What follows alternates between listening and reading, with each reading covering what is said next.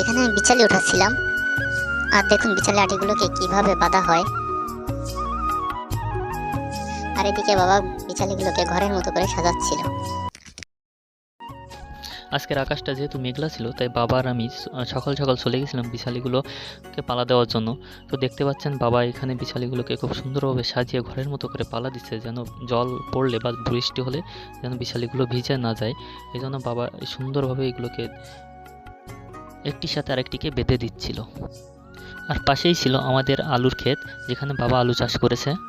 আর তার ঠিক পাশেই রয়েছে আমাদের পুকুর, ছোটোখাটো একটা পুকুর, যেখানে আমাদের মাছ চাষ করা এবং সারা বছর এখান থেকে মাছের ঘাটতি পূরণ করা হয়। বিচালির পালাটি অনেক উঁচু হয়ে যাওয়ায় আমি বাবাকে বিচালিগুলো নিচ থেকে উপরে উঠাই দিচ্ছিলাম। যেহেতু বাবার নেমে এসে বিচালিগুলো নিয়ে যাওয়া সম্ভব হচ্ছিল না, তাই আমি বাবা বলছিল উঠাই দেওয়ার জন্য, তাই আমি বাবাকে উঠাই দিচ্ছিলাম বিচালিগুলো। আর এদিকে আমার বোন বলছিল তুই বাড়ি এসে অনেকদিন পর এসে কাজ করতেছিস, দেখতে ভালো লাগতেছে, শুনে একটু হাসি। যেহেতু আকাশ মেঘলা ছিল আর কিছু বিচালি আটি বাঁধাও বাকি ছিল, তাই আমি চলে গেছিলাম বিচালি আটিগুলোকে বাঁধতে। তো দেখতে পাচ্ছেন আমি বিচালি আটিগুলোকে কীভাবে বাঁধতেছি।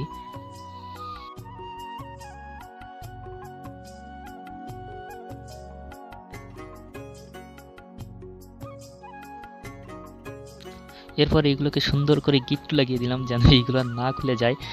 যেহেতু উপরে চেলে দিতে হচ্ছে, এই জন্য এগুলো খুলে গেলে ছড়াই যাবে, এই জন্য আর কি। এরপর স্নান করতে যেয়ে দেখি মোটরের নলটা ছিদ্র হয়ে গেছে।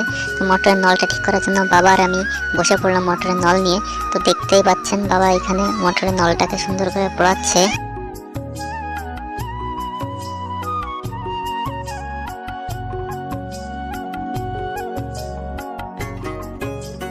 এরপর একটা শক্ত পাইপকে নলের ভিতরে ঢুকে নলের মুখটা বড় করে নিচ্ছে।